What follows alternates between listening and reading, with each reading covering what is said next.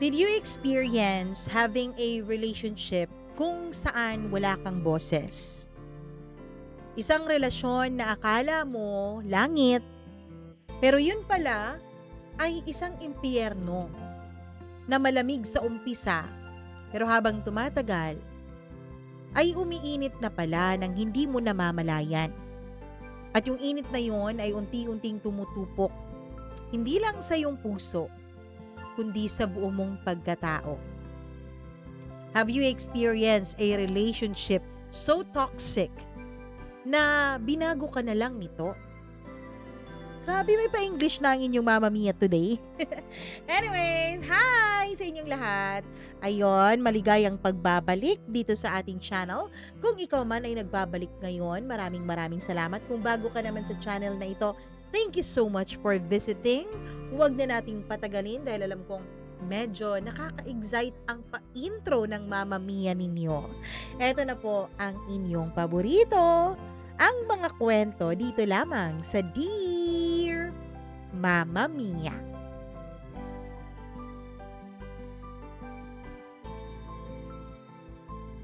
Sometimes, akala natin, mahal na tayo ng isang tao dahil lagi tayong sinasamahan at hindi tayo pinagpapalit sa iba.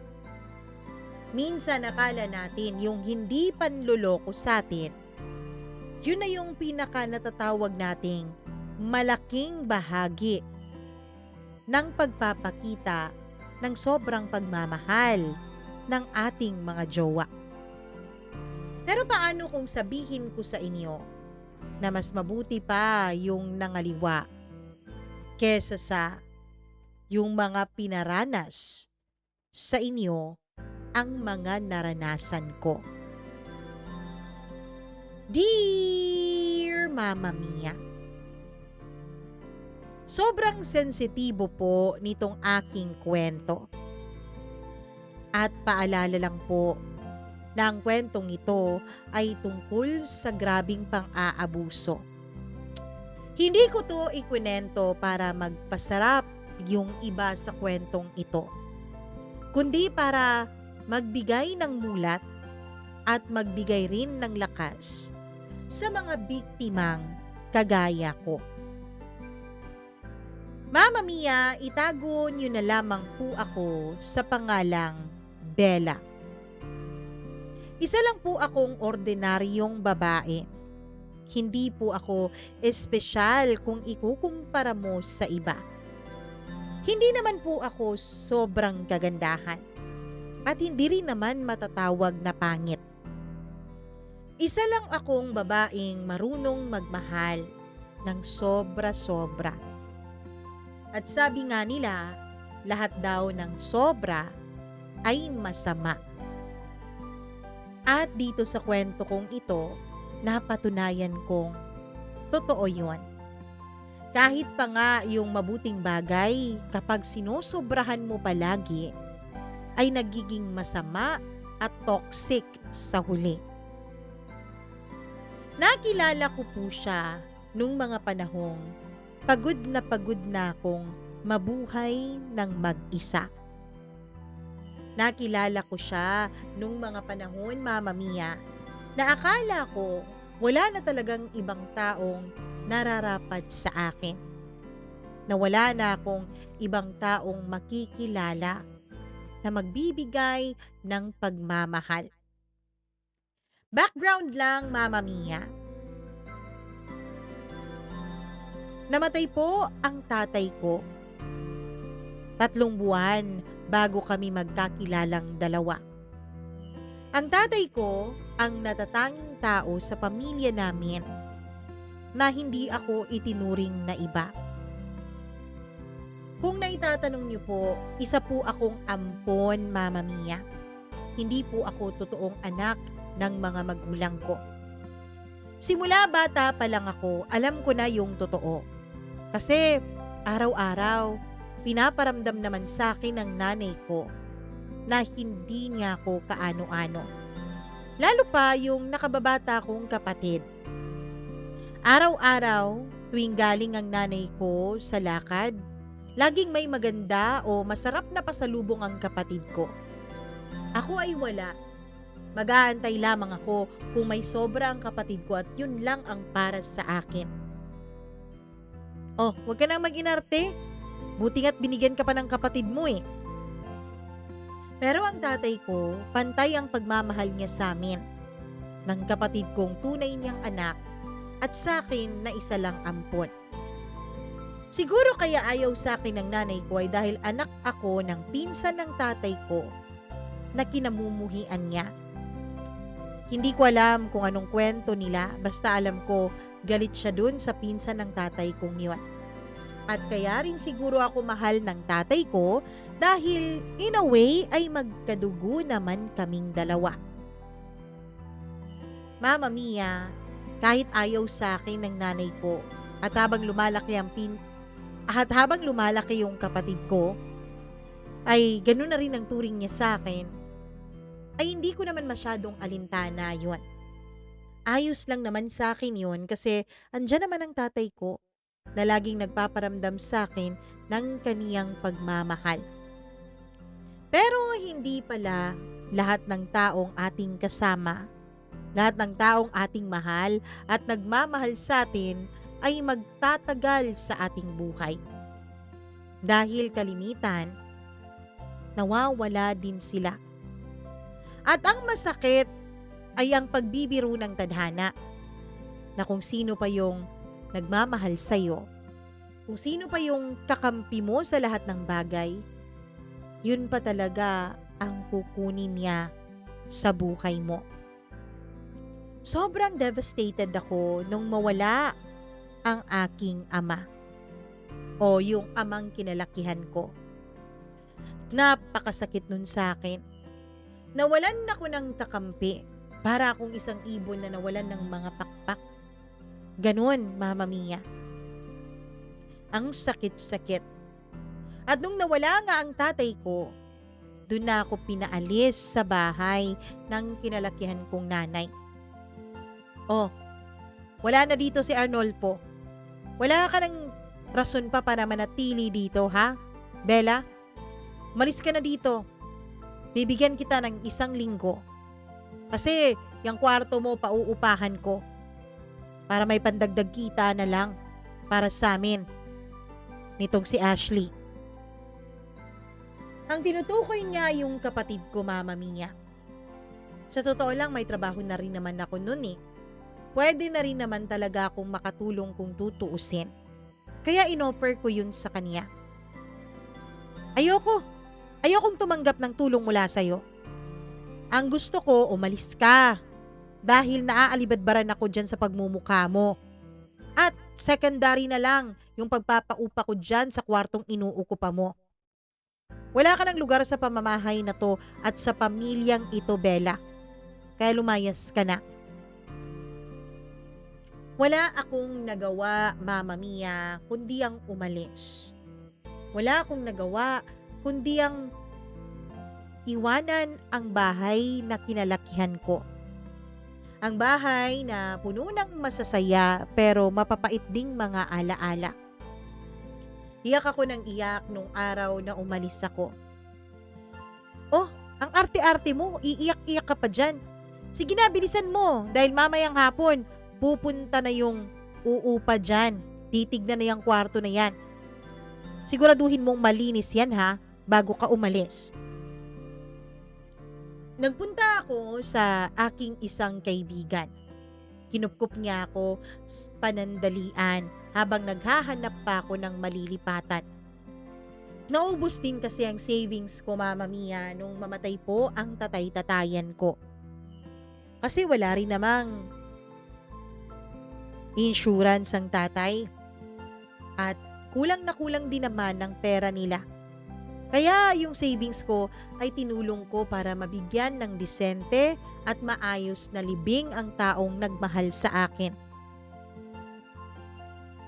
Oh, friend, meron ako dito pero konti lang to. Sana makatulong. Sabi nung kaibigan kong si Ellie, na siyang naging karamay ko noon. Pagkatapos ng 3 linggo, Mama Mia, ay nakahanap din naman ako ng mura at disenteng matitirhan. Pero tuwing mag-isa lang ako, naaalala ko kung gaano ba ako kawalang swerte sa mundo. Yung mga magulang ko iresponsable. Kaya nga ako napunta kina nanay at tatay. Pero hindi naman ako mahal ni nanay.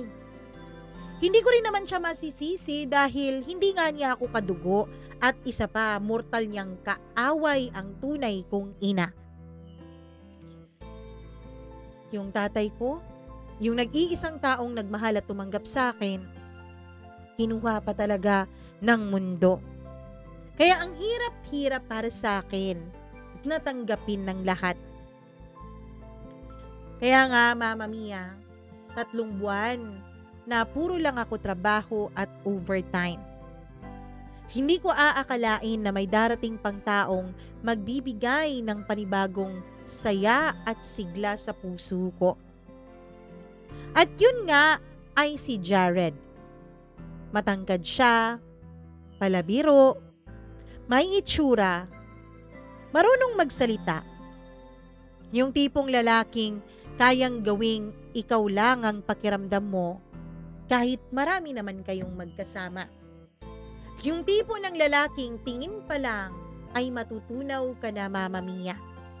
Yung kaniyang mga mata pa lang kapag tumitig sa'yo ay kakabahan at kikiligin ka na.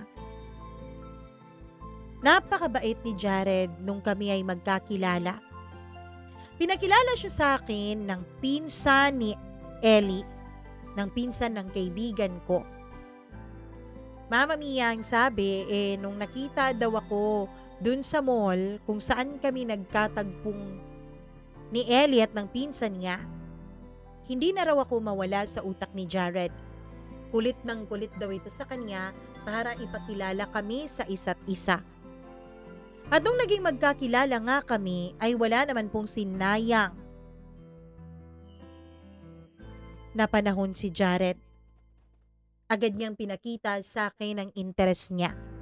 Pero hindi naman yung sa preskong pamamaraan. Mama Mia, pinakita naman niya sa akin ang kanyang interes sa mabuting paraan. Pinakita niya sa akin na mabuti ang kanyang intensyon.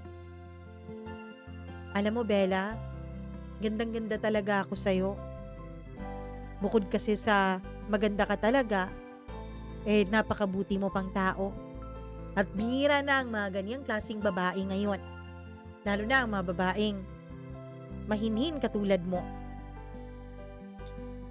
Mama Mia, unti-unti ay nahuhulog ako sa kanya.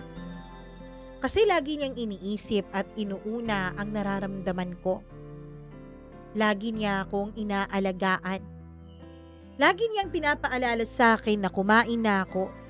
Kapag meron akong sakit, pumupunta siya sa tinitirhan ko para alagaan ako. Ipagluto ako at siguraduhing nakainom ako ng gamot sa tamang oras. Ganon siyang mag-alaga. Ganon siyang manligaw. Lahat ng paghihirap ko, lahat ng frustration ko ay sinabi ko sa kanya at pinangako naman niya sa akin na hindi niya ako paiiyakin. Pinangako niya sa akin, Mama Mia, na mula nung magkakilala raw kaming dalawa ay hindi na ako muli pang mag-iisa. Hindi kita sasaktan. Lagi kitang iingatan, Bella. At lagi kitang mamahalin at poprotektahan. At naniwala ako, Mama Mia. Kasi gusto kong maniwala. Gusto kong maniwala na meron pa ring isang tao dito sa mundo na handa akong protektahan at ipaglaban kahit anong mangyari. Gusto kong maniwala na kapag may umalis, meron at meron talagang darating. Gaya nung sinasabi ng iba. Nawala ang tatay-tatayan ko, nawala siya sa buhay ko. Dumating naman si Jared. Siguro nga siya na ang ipinalit sa tatay-tatayan ko. Siguro siya na nga ang magmamahal at mag-aalaga sa akin. Kaya sinagot ko siya Makalipas lamang ang ilang buwan niyang panliligaw sa akin. Wala naman akong nakikitang masama. Single naman siya. Single din naman ako. Naramdaman ko naman ang pagmamahal niya at alam kong ramdam din niya na may gusto ako sa kanya. Nung naging kami, Mama Mia, ay mas lalong naging extra sweet sa akin si Jared. Lalo niyang pinaramdam sa akin na mahal niya ako. Mula nung naging kami, hindi na po ako kumakaing mag-isa. Mula nung naging kami, hindi na ako umuuwing mag-isa. Hindi na ako masyadong umiiyak. Sinasamahan din niya ako palagi sa sementeryo kapag gusto kong bisitahin ang tatay ko. Hanggang sa nahulog na nga ng lubusan ang loob ko sa kanya. Pero Mama Mia, hindi ko akalain na lahat pala ng bagay ay magbabago. Lahat pala ng bagay ay iba ang itsura sa umpisa at iba rin ang magiging itsura sa gitna at lalong iba ang magiging itsura sa huling bahagi. Mag-aanim na buwan na kami nung inaya ako ni Jared na magsama na kami sa iisang bubong. Nung una, Mama Mia, ay ayoko naman. Kasi kahit naman ganito ako, naniniwala pa rin ako na dapat nauuna ang kasal bago magkasama sa iisang bubong ang dalawang tao. Hindi naman po ako nagmamalinis kasi 4 months kami nung binigay ko ang sarili ko kay Jared. At mula nga nung ginawa ko yon ay mas lalo niya akong minahal. Mas lalo niya akong inalagaan. At dahil doon, hindi ako nagsisi na isinuko ko sa kanya ang aking pagkababae. Kaya lang Mama Mia, habang tumatagal,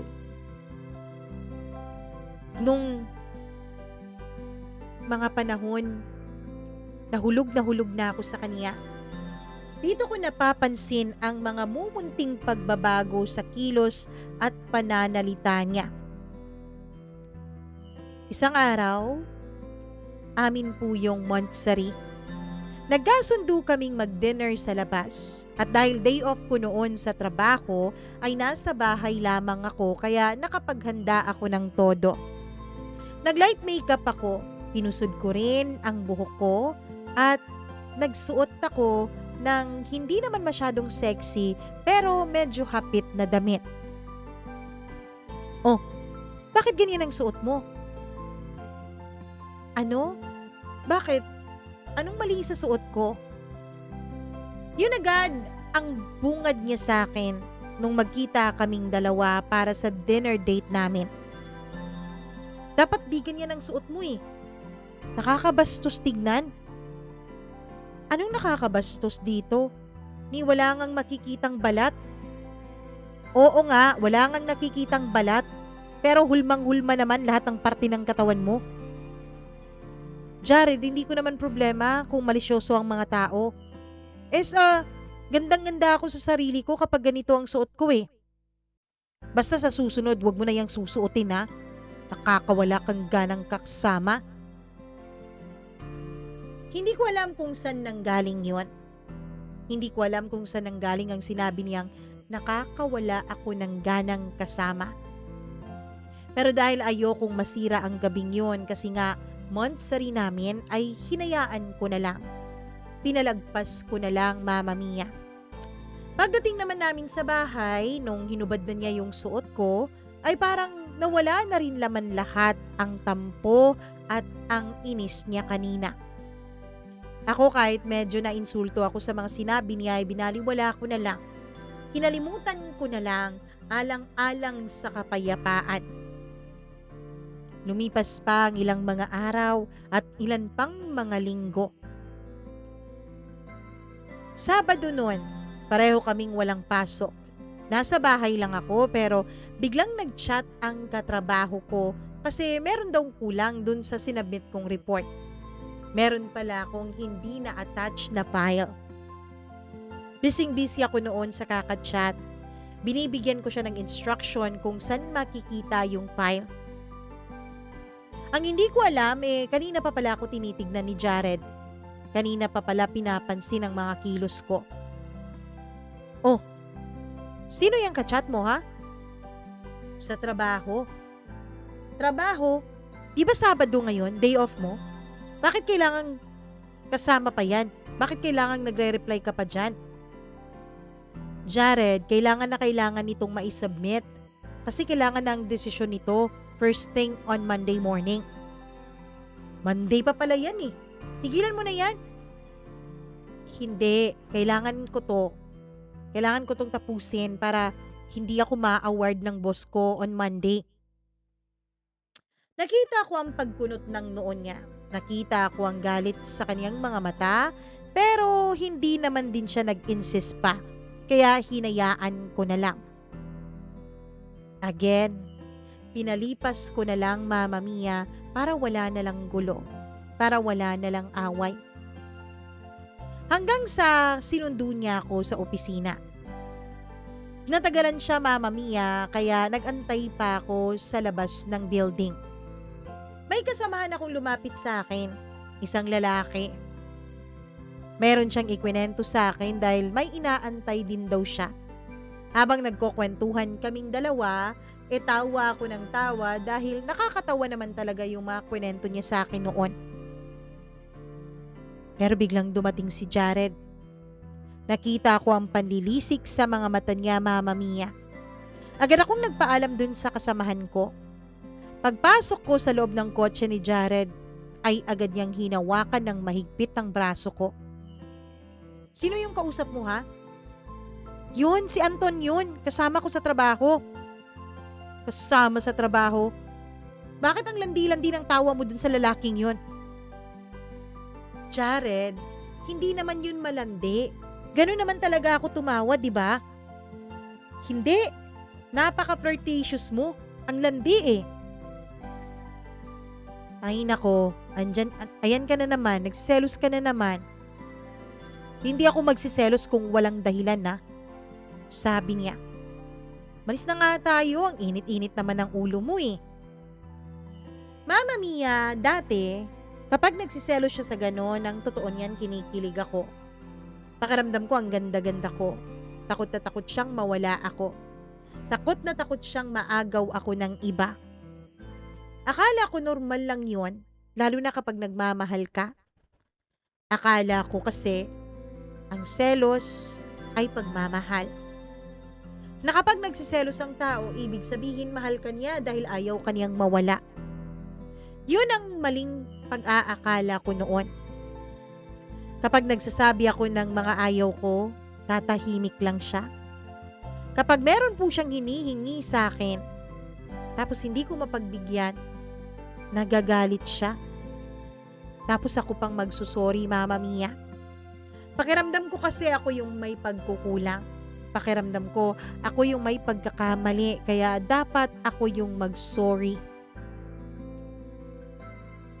Unti-unti Mama Mia, natuto po akong manahimik. Natuto po akong itago ang tunay kong damdamin para wag na lang kaming mag-away. Mas madali pala yun kaysa sa harapin ko ang galit niya at sabihin ko rin yung nararamdaman ko. Takot ako noon na baka mawala si Jared. Takot ako noon na baka malaman niya o mapansin niya o mapagtanto niya na hindi niya pala ako kailangan. Na hindi niya pala ako gusto dahil napakatigas ng ulo ko. Kaya naman sa huli, kahit ayoko, kahit hindi yun ang gusto ko, sinusunod ko na lang siya para wala na lang gulo. Para hindi na lang kami mag-away at para wala na ring tsansang iwan niya ako. Mama Mia, sa totoo lang hindi ko alam kung kailan eksaktong nagbago ang lahat sa pagitan naming dalawa. Basta isang araw, Mama Mia. Isang araw, nagiging agresibo si Jared. Dati-rati naman, nag-aantay siya kapag nakakarating kami ng bahay. Dati-rati naman, nag-aantay siya, Mama Mia, kung kailan wala ng ibang tao sa paligid. Dun pa niya ako hinahalikan. Dun pa niya ako hinahaplos. Dun pa niya ako nilalambing para may mangyari sa amin. Pero isang araw, nabigla na lang ako. Dahil pauwi na kami noon. Galing kami sa dinner ng kanyang katrabaho. Inimbitahan kami dahil birthday ng asawa nito. Pauwi na kami at nasa daan pa kami nung biglang itinabi ni Jared yung kotse. Walang tanong-tanong, Mama Mia. Agad niyang tinanggal ang seatbelt niya at seatbelt ko. Pagkatapos ay hinila niya ako, kinabig at hinalikan ng mariin. Nung una, kinikilig ako. Siyempre, nakakakilig yun. Para yung nasa mga eksena sa mga romantic novels na nababasa ko. Pang Wattpad, kung tutuusin yung mga ganong eksena. Hinalikan niya ako ng mariin. Mariin na mariin. Mainit na mainit ang halik niya. Pinigilan ko naman siya, Mama Mia. Pero hindi siya nagpapigil. Lumipat ang mga halik niya sa leeg ko.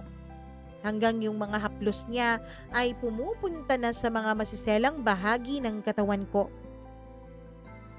Jared, ano ba? Nasa kotse pa tayo, nasa gilid tayo ng daan. Pagpipigil ko sa kanya. Kanina pa ako gigil na gigil sa'yo eh. Huwag mo na akong pigilan, please.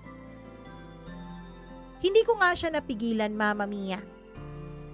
Well, aminin ko na nagustuhan ko rin naman yung ginawa niya. At sa gilid mismo ng daan, sa ilalim ng kotse, sa ilalim ng poste at sa loob ng kotse, doon namin ginawa ang bagay na yon. Nung una nakaka-excite, nung una nakakakilig. Pero nung tumagal, ay parang nakakabastos na, Mama Mia. Nung tumagal, pakiramdam ko ay para na akong pag-aari niya. Hindi na niya ako tinatanong. Hindi na siya nagpapaalam. Kapag inabutan siya sa kung saan-saan, Mama Mia, ay kinakailangan ko siyang pagbigyan. Minsan, doon mismo sa restaurant kung saan kami kumakain. Tatayo ako magsi-CR. Maglabas ko ng CR ay agad niya akong hihilahin papunta sa loob ng isang cubicle. Yung restaurant kasi na lagi naming pinupuntahan, napaka-exclusive ng CR at sa labas mismo pa ng restaurant. Kaya walang masyadong tao, lalo na kapag tanghali. Kasi napupuno lang naman yung restaurant na yun kapag gabi. Jared, ano ba? Bakit mo ako pinasok dito? Baka may makakita sa atin. Wala yan. Bilisan na lang natin para walang makapansin. Lagi akong tumututol. Lagi naman siyang hindi nakikinig sa pagtutol ko. Laging hindi niya pinapakinggan na ayaw ko. Ang sa isip niya, Mama Mia, nagpapakipot ako. Ang sa isip niya, nagpapadagdag ako ng pusta. Yun lagi ang sinasabi niya eh. Papadagdag ka lang ng pusta eh. Halika na nga. Bilisan na natin. Yan. Yan lagi. Minsan, Mama Mia, kahit papunta pa lang ako ng trabaho, kahit ihahatid pa lang niya ako, minsan kahit nga pauwi pa lang ako, agad-agad na niya akong sinusunggaban. Sa sasakyan, sa lugar na walang tao, minsan kahit pagod ako, Mama Mia, minsan kahit meron ako. Nandidiri kasi ako kapag may menstruation ako tapos pinipilit niya ako sa mga ganong bagay. Hindi naman sa ayaw ko ha, hindi naman sa hindi ko siya gustong kasiping dahil mahal ko naman talaga siya. At wala namang problema sa akin na binibigay ko ang pagkababae ko sa kanya. Kaya lang may mga pagkakataon na ayoko. Tulad kapag pagod ako sa trabaho, o kapag wala kami sa saktong lugar, o kapag meron nga akong dalaw. Kahit nga umiiyak ako, Mama Mia, wala siyang pakialam. Basta't makaraos siya. Basta't mairaos niya ang init na kanyang nadarama. Naiinis ako sa kanya. Noong una, excited pa ako kapag may nangyayari sa amin. Noong una, excited pa ako kapag hinahaplos na niya ako. Oo, aaminin ko na yung bago niyang style, minsan ay nakakadala naman talaga. Pero madalas nakakaiyak. Madalas nakakabastos. Pero wala akong nagagawa lagi. Kapag tumututol ako, sasabihin niyang, "Ano ba? Ayaw mo na sa akin, ha? Girlfriend kita. Boyfriend mo ako, kaya karapatan ko to." Laging ganun. Lagi niyang pinapamukha sa akin na karapatan niya yon. Ano ba, mag-iinarte ka ba? Ayaw mo na ba? Gusto mo ba sa iba ko nalang hanapin? Isa pa yan. Isa pa yang mga salitang yan, Mama Mia. Yun ang mga salitang nakakawala na ng pagtutol ko. Yun yung mga salitang nakakapukaw ng takot sa puso ko. Kapag sinasabi na niyang hahanapin na lang niya sa iba yung ayaw kong ibigay, doon ako natatakot. Ayokong mawala sa akin si Jared. Ayokong iwan niya ako. Kaya ayun, pumapayag na lang ako. Pero sa totoo lang, hindi ko na po na-enjoy yung ginagawa naming dalawa. Pakiramdam ko para na po akong tuod. Parang isang kahoy na inaantay na lang siyang matapos. Na inaantay na lang na mailabas niya ang init ng kanyang katawan. Minsan, gusto kong sumigaw. Gusto ko siyang sigawan na tama na ayoko na. Pero walang lumalabas na boses sa bibig ko. Walang lumalabas na salita sa mga dila ko o sa dila ko. Hindi ko alam, Mama Mia. Hindi ko alam kung anong uunahin ko noon. Ang pakiramdam ba na ayoko nang binabastos niya ako? O yung takot ko ba na baka mag-isa na naman ulit ako kapag iniwanan ako ni Jared? Ang lungkot-lungkot kasing mag-isa, Mama Mia, eh. Ayokong mag-isa. Nakakalungkot. Pero darating din pala yung araw na masasabi mong hindi naman pala worth it ang lahat. Isang beses, Mama Mia, malakas po ang flow ko nung araw na yun kasi first day ko sa aking dalaw. Kaya mahinahon kong sinabi sa kanya na ayoko. Mahinahon kong sinabi sa kanya na may dalaw ako. Maayos ang pakikipag-usap ko. Hindi ko siya binastos. Hindi ko pinakitang ayoko talaga, kundi sinabi kong malakas ang menstruation ko. Kaya naman, parang nanginginig yung mga tuhod at paa ko. Ano ka ba? Bakit? First time ba nating ginawa to na may dalaw ka? Jared, ang lakas kasi. Ayoko. Ang arte-arte mo naman eh. Di naman to first time, di ba? Ilang beses na natin tong ginawa na meron kang dalaw. O di ba nang umarte dyan? Sandali lang naman to. Ayoko nga. Please, intindihin mo naman ako. Pagkasabi ko noon ay bigla niyang hinigpitan ang hawak niya sa braso ko. Maliit lang po akong babae, Mama Mia. Kaya nasaktan ako nung hinawakan niya ako ng mahigpit. Napakasakit nun. Nanlilisik ang kanyang mga mata nung tinignan ko siya. Jared, nasasaktan ako, sabi ko. Hindi ko inakala na kaya niya akong saktan ng ganon, Mama Mia. Hindi ko inakala na kaya niya akong hawakan ng ganon kahigpit. na kaya niya akong tignan na para bang galit na galit siya. Tumigil ka ha. Pagbigyan mo na ako kung ayaw mong masaktan. Jared, sige na, ayoko. Bitawan mo ko. Pagkatapos nun ay sinampal niya ako.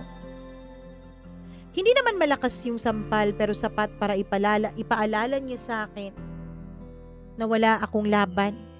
Na sa relasyon namin, siya dapat ang laging nasusunod. Siya dapat yung laging boss. Pag-uwi ko, tumingin ako sa salamin. Hindi ko na kilala ang babaeng nakatingin pabalik sa akin. Hinignan ko ang sarili ko. Awang-awa ako sa sarili ko, Mama Mia. Wala akong boses sa relasyon naming dalawa ni Jared. Wala akong pagpipilian. Hindi ako nagsumbong kahit na ganon. Hindi ako nagsalita. Kanino ba ako magsusumbong? Wala naman akong pamilya. Si Ellie, na best friend ko nung mga panahon na yon, ay busy sa paghahanda ng kanyang nalalapit na kasal. Kaya paano ko siya iistorbuhin, Mama Mia? Paano ko siya bibigyan ng problema? Gayong may isang napakalaking bagay na mangyayari sa buhay niya. Hindi naman ako selfish na kaibigan. Ayokong bigyan ng problema si Ellie.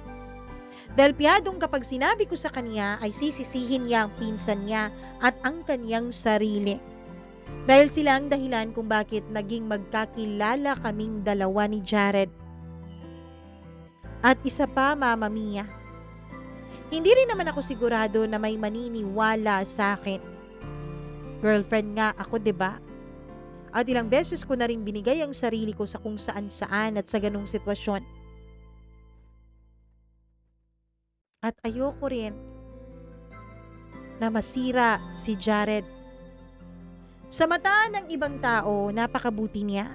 Sa mata ng iba at sa mata ng lipunan, napakauliran at perfect niyang boyfriend. At ayokong sirain yon. Ganun yata kapag nagmamahal ka talaga ng totoo Ayaw mong sirain ang tao sa mga mata ng iba. Natutuwa ka kapag masaya o mabait at malinis ang kanyang reputasyon sa ibang tao. Mama Mia, sa bawat beses na ginagamit ako noon ni Jared, pakiramdam ko po ay may nawawala sa akin. Hindi ko alam at hindi ko matukoy kung ano. Pero pakiramdam ko, parang hindi na ako si Bella. Parang iba na ako. At sa bawat pagkakataon na ginagamit niya ang katawan ko, parang nandidiri na ako sa sex.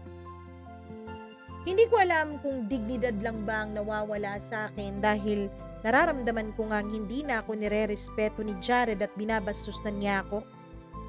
O baka naman hindi lang dignidad. Baka naman pati buong pagkatao ko. Yun na ang nawawala sa akin nung mga panahon na yun.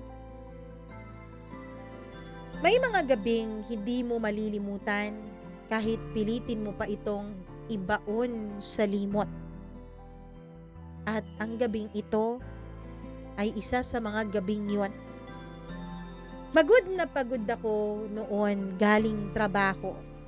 Pinagalitan pa ako ng manager ko dahil mali yung report na na-submit ko. Hindi ko pa na-reach yung kotang pinapaabot sa akin. Ang dami-daming nangyari. Masakit na masakit ang ulo ko.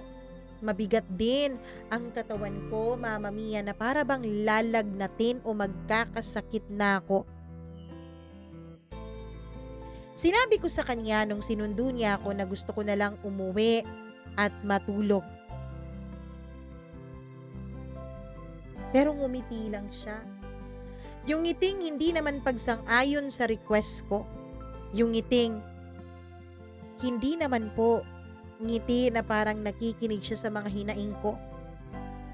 Parang may mali sa kanyang ngiti. Tahimik lang siya habang nagmamaneho. Ramdam ko talaga na may mali. Pero dahil sa sobrang pagod ko at sa sobrang sakit ng ulo at katawan ko, ay pinili ko na lang ding manahimik. Natuto kasi akong wag magsalita kapag ganun siya, Mama Mia. At wala rin akong energy noon na makipag-away o makipag-diskusyon sa kanya.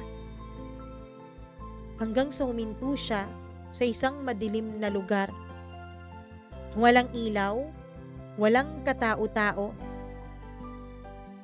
Dito na muna tayo, sabi niya. Nanlamig ang kamay ko. Sinabi ko ulit sa kanya na pagod ako, na mukhang lalagnatin ako, na mukhang magkakasakit ako kaya ayoko. Pero hindi siya sumagot. Bagkus ay bumaba siya sa driver's side at pumunta siya sa side ko. Tsaka niya ako pinatungan, Mama Mia. Tapos kinabig niya ako papalapit sa kanya. Siniil niya ako ng halik. Yung halik na parang wala siyang naririnig. Yung halik na parang wala siyang pakialam. Siniil niya ako ng halik na para bang ang gusto niya lang at ang pinapakinggan niya lang ay ang kanyang sariling kagustuhan at pagnanais. Napaiyak ako, Mama Mia. Hindi naman yung klase ng iyak na malakas. Yung iyak ng pagod. Yung iyak na parang humihingi ng konting awa. Ganun po yung iyak ko noon. Please naman, Jared, tumigil ka. Napakasakit ng katawan ko. Pakiusap ko sa kanya. Doon niya ako tinulak ng malakas. Mama Mia, tumama yung likod ng ulo ko doon sa parang headboard ng kotse.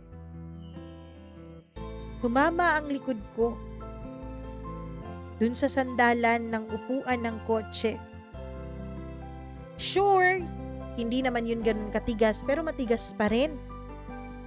At dahil masakit nga ang katawan ko, ay mas lalo akong nasaktan noon sa kanyang ginawa.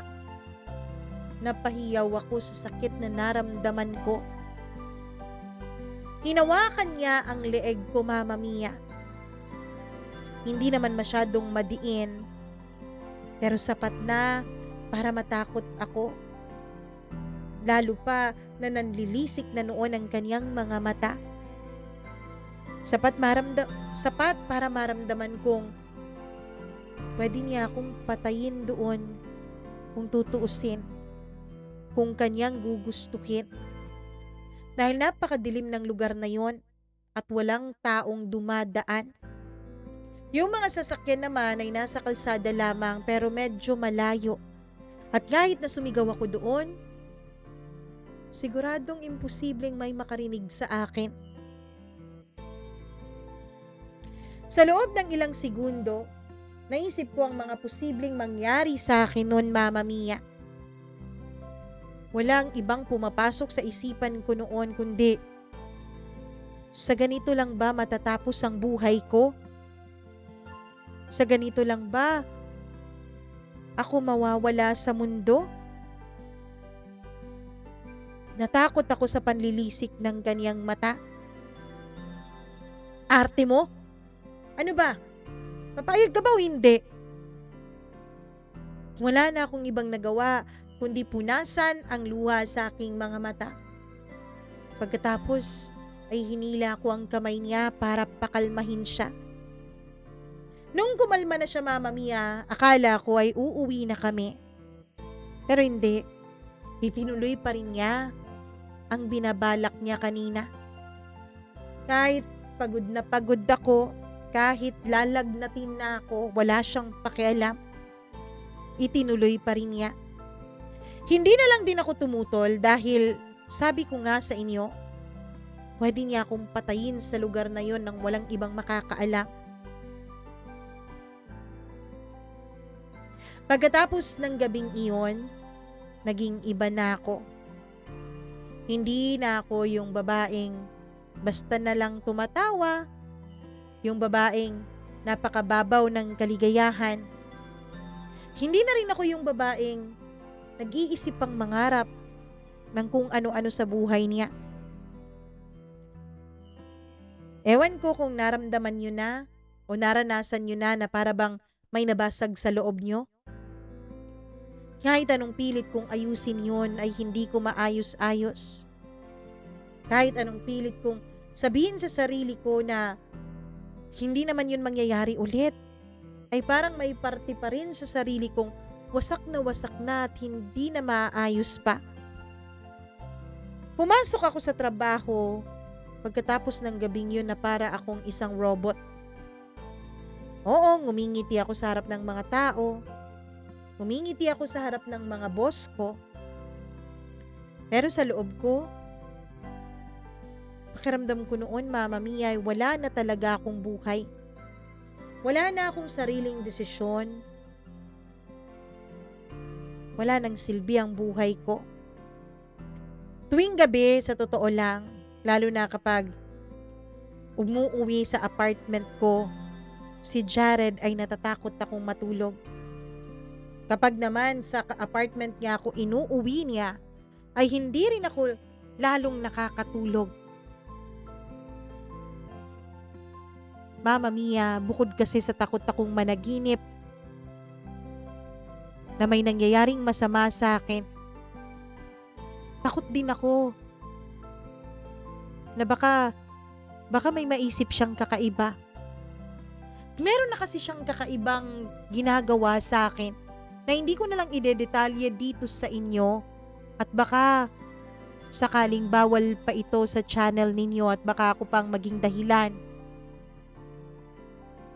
ng pagkasira ng inyong channel. Basta Mama Mia, hindi mo masisikmurang pang-aabuso. Yun na lang ang sasabihin ko. Hanggang sa may isa akong kasamahan sa trabaho.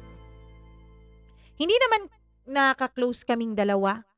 Hindi nga kami ka-department, Mama Mia, pero magkalapit lang ang mga cubicle namin. Hindi kami madalas mag-usap kasi hindi nga kami magka-department at hindi parehong trabaho ang hinahawakan namin, although pareho naman kami ng kumpanyang pinagtatrabahuan. Ang hindi ko alam ay napapansin na pala niya ako. Isang araw, habang naka-break, ay pumunta ako sa tahimik na lugar ng opisina. Nakasunod pala siya sa akin. Tinignan niya ako at tinanong niya ako, "Okay ka lang ba, Bella?" Simpleng tanong lang yon. Simple lang kung tutuusin, pero unang beses matapos mamatay ang tatay ko na may nagtanong sa akin ng ganon. At dahil doon ay bumigay ako, Mama Mia. Hindi ko alam kung bakit sa kanya. Hindi ko alam kung bakit bigla na lang nawala ang lahat ng pagpapanggap ko nung tinanong niya ako ng mga katagang yon. Pero bigla akong napaiyak. Hindi ko naman sinabi sa kanya ang lahat-lahat dahil wala naman kaming oras. Kasi nga break time lang yon. Pero gusto ko lang may mapaghingahan.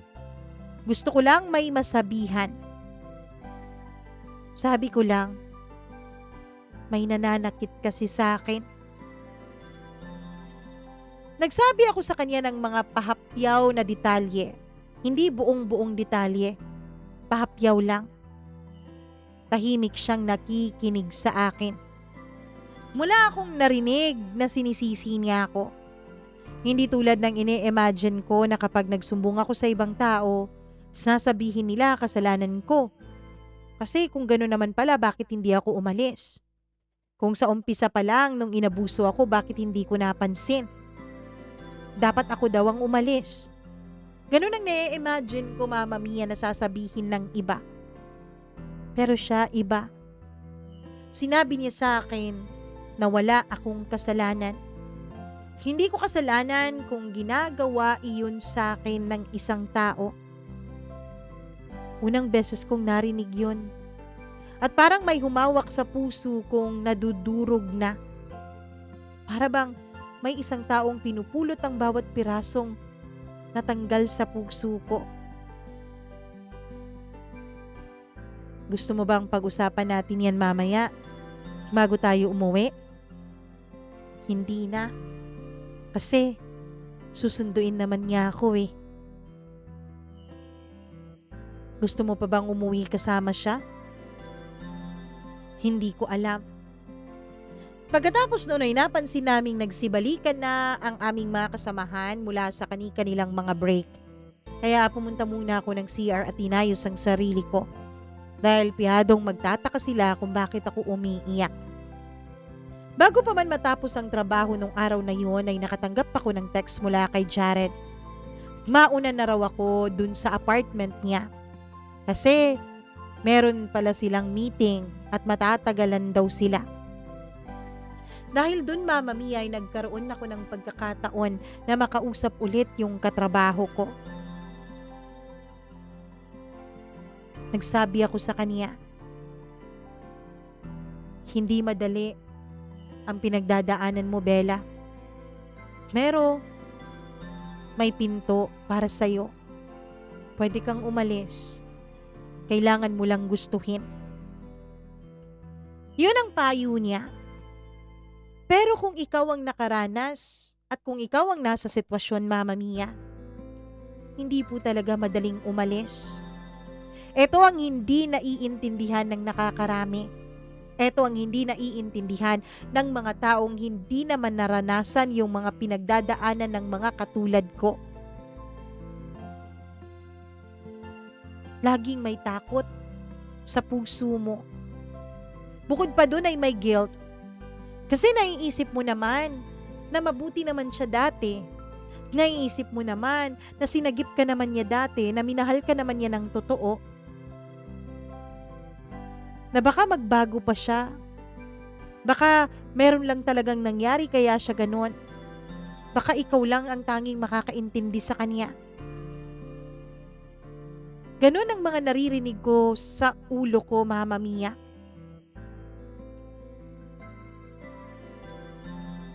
Pero pagdating ko sa unit niya, nandun na siya. Pag uwi ko ay nandun na siya, Mama Mia, kaya galit na galit siya kung bakit nauna pa raw siya. San daw ako galing? Sabi ko, galing ako sa mall. Pumipili ng damit na pwede kong isuot para sa kasal ni Ellie. Sinungaling ka? Bakit di mo ako sinama? Sabi mo kasi may meeting ka pa eh. Tsaka ayoko na rin magluto dito sa bahay kaya kumain na lang ako sa labas. Mama Mia, galit na galit siya. Agad niyang nilagay ang kaniyang kamay sa leeg ko. Sinakal niya ako, Mama Mia. Yung sakal na yon ay nakakatakot dahil hindi na ako makahinga. Nung parang wala na akong hininga ay tsaka niya ako binitawan. Ayan kasi, sa susunod, magpapaalam ka. Sa susunod, wag kang aalis nang hindi ako kasama. Ayos ba yon? Tumango lang ako ng mabilis dahil ayokong mas galitin pa siya. Pumasok ako ng CR para ayusin ang sarili ko. Tinignan ko ang sarili ko sa salamin.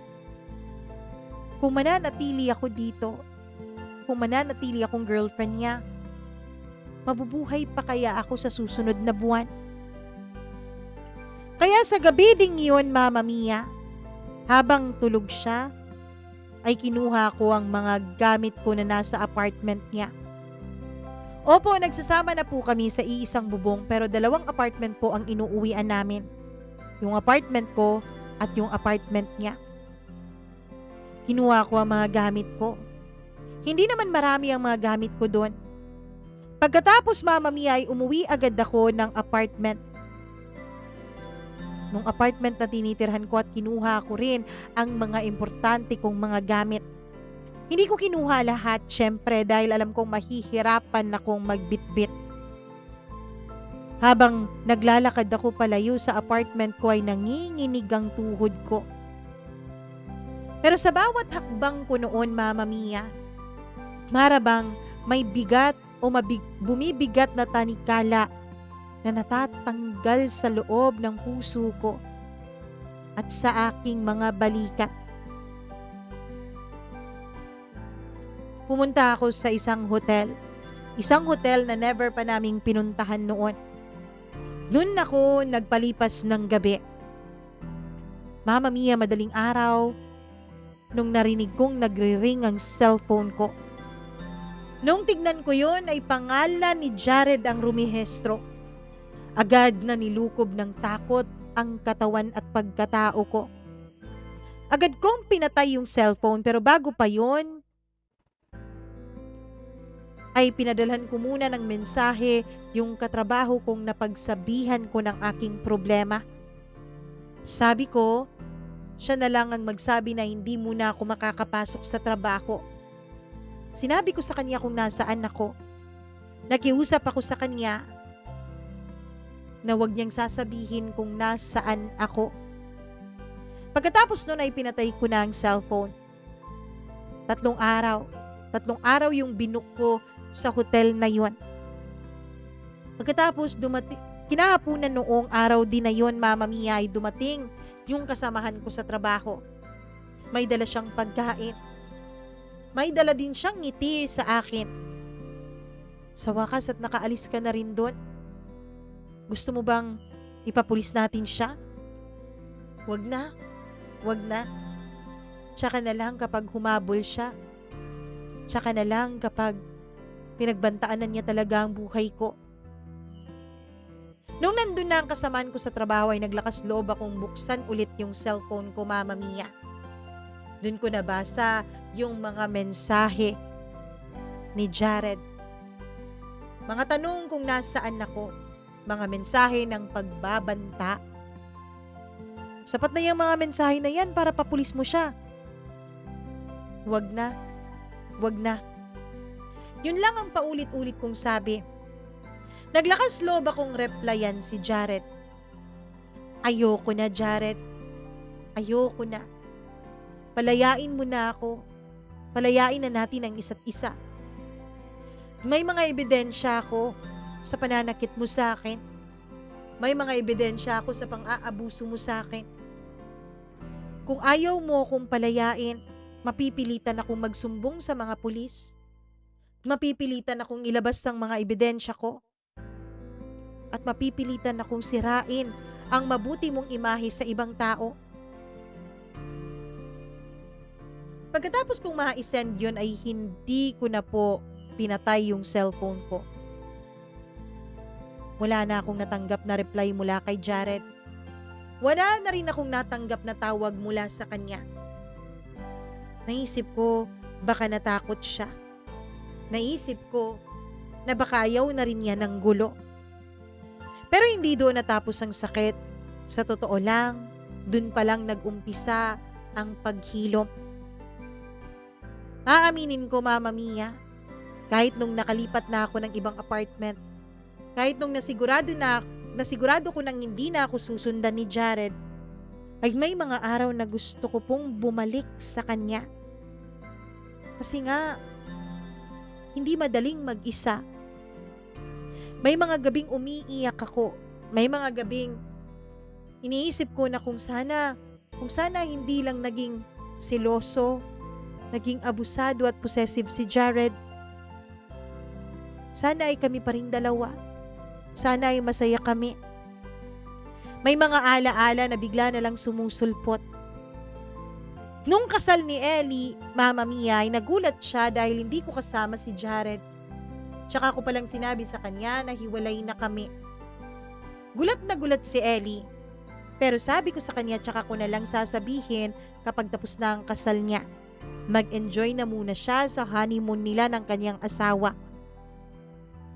Nung wala pa si Ellie ay may mga umagang gumigising ako na nakakaramdam ako ng takot. Pero meron din namang mga umagang Wala akong nararamdaman na takot at walang kaba. Naiisip ko ang sarap pala sa pakiramdam nang walang kamay na hahawak sa akin ng sapilitan. Walang kamay na pupulupot sa braso ko ng mahigpit. 2 buwan matapos ang kasal ni Ellie, ay tinawagan niya ako. Sabi niya may ibabalita daw siya sa akin. Kaya nagkita kami sa isang coffee shop. Doon niya binalita sa akin na buntis na siya. At binalita din niya sa akin na may ibang girlfriend na raw si Jared. Mama Mia, sa totoo lang nasaktan ako. May pait.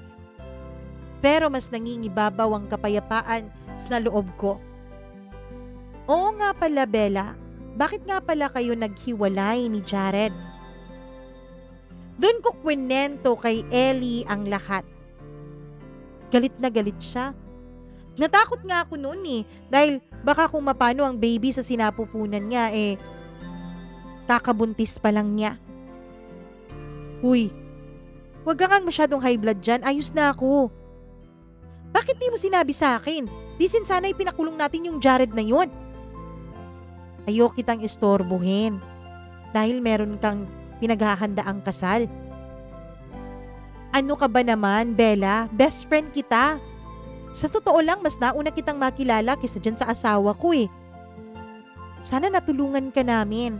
Sana nasaklolohan ka namin. Huwag ka na mag-alala. Ayos na rin naman ako, kita mo? Boy pa naman ako, 'di ba? Tsaka, may iba ng girlfriend ngayon si Jared. Ang hiling ko lang, sana hindi niya gawin dun sa bago niyang girlfriend yung ginawa niya sa akin. Ang demonyo pala ng Jared na yan. Kung alam ko lang, gusto mo ba ipapulis natin? Wag na. Ayoko na ng gulo. Ang gusto ko na lang ngayon, paghandaan yung pagiging ninang ko dyan sa anak mo. Basta Bella, lagi mong tatandaan, hindi ka nag-iisa ha? Nandito ako, parang kapatid mo na ako. At yung asawa ko, kahit ganun yun, parang kapatid na rin ang turing nun sa'yo. Huwag kang mag-aatubiling humingi ng tulong sa amin, okay? Mama Mia, nagyakapan kaming dalawa ni Ellie matapos noon. Dahil sa kanya, dahil din sa tulong ng mga iba kong mga kaibigan, pati na rin sa pagpapatherapy ko, doon ko natutunan unti-unting tanggapin ang sarili ko. Tanggapin ang mga pagkakamali ko. Unti-unti kong nakilala ulit ang aking sarili. Ngayon, Mama Mia, nagkukwento ako sa'yo ng tungkol sa mga pinagdaanan ko, hindi dahil sa wala na akong takot na naramdaman, kundi dahil alam kong mas mahalaga na maikwento ko ang pinagdaanan ko para na rin ma-warningan ang ibang mga babae na wag sanang magsisettle sa isang toxic relationship. At para din bigyan ng lakas ng loob yung mga babaeng nakakaranas ng ganito ngayon na may daan, may pintuan palabas sa relasyon na yan at may masaya at mapayapang mundo kahit hindi mo kasama yung taong inaakala mong siya nang magiging mundo mo. Sa mga tao naman na nagsasabing, bakit di mo pinapulis? Bakit di ka nagsumbong? Madali lang po sa inyong sabihin yon. Dahil tulad nyo, ganyan din ako palagi dati. Lalo na kapag may naaabusong babae. Iniisip ko na kasalanan nila kasi hindi sila marunong magsalita. Pero kapag ikaw na ang nasa mismong sitwasyon, hindi po ganun kadali ang lahat. Hindi po panghuhusga. Hindi po paninisi ang kailangan naming mga biktima, kundi ang inyong pag-unawa at pagpaparamdam sa amin na tanggap pa rin kami ng lipunan sa kabila ng aming mga pinagdaanan. Hindi ako perpekto. Hindi rin naman ako buong buo. Pero pinangako ko sa sarili ko, Mama Mia, na ang buhay ko ay gagamitin ko para may mga babaeng katulad ko na mailigtas sa lahat ng mga pinagdaanan ko dati. Maraming salamat po, Bella.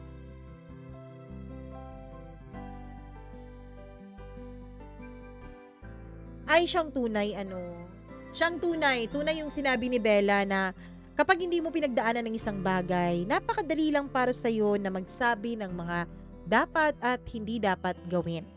Sabi nga nila, it's always easier said than done. Napakadaling magsalita. Pero kapag ikaw naman ang nasa mismong sitwasyon, dun ka mahihirapan. Dun mo maiintindihan ang mga taong dumaan sa ganong uri ng sitwasyon.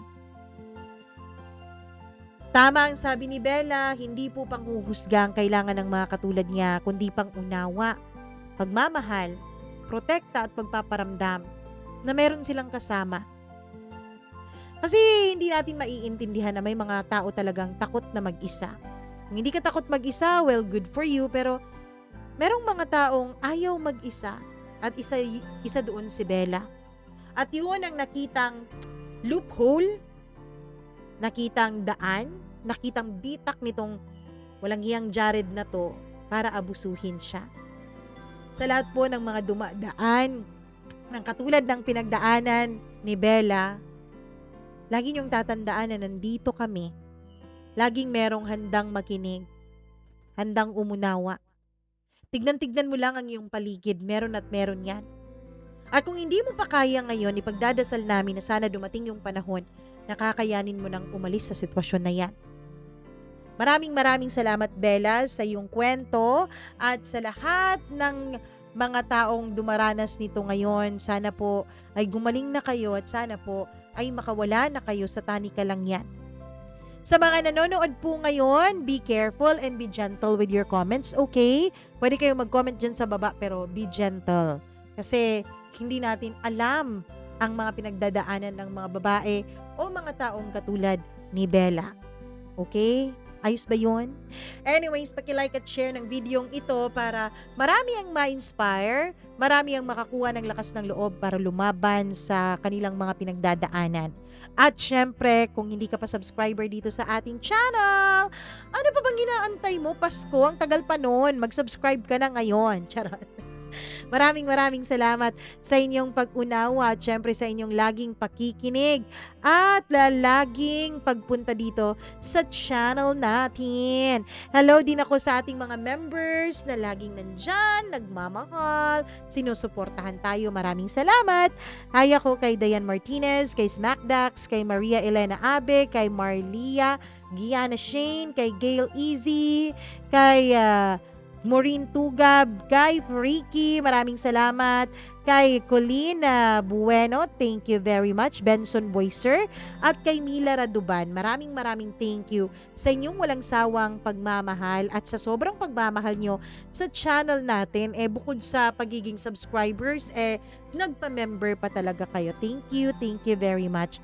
Naway darating yung panahon na makakaisip na tayo ng mga exclusive na contents para sa ating mga members. Okay? Hi ako kay Lailina Season. Maraming salamat. Hi din kay Ayan Abdullah. Thank you very much.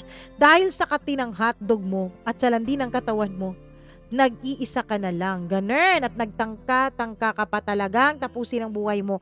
Matapos mong manakit ng damdamin ng asawa mo, ikaw pa talagang nalungkot? Hindi ka naman magbabago o magsisisi kung hindi ka iniwasan at iniwanan ni Aimee.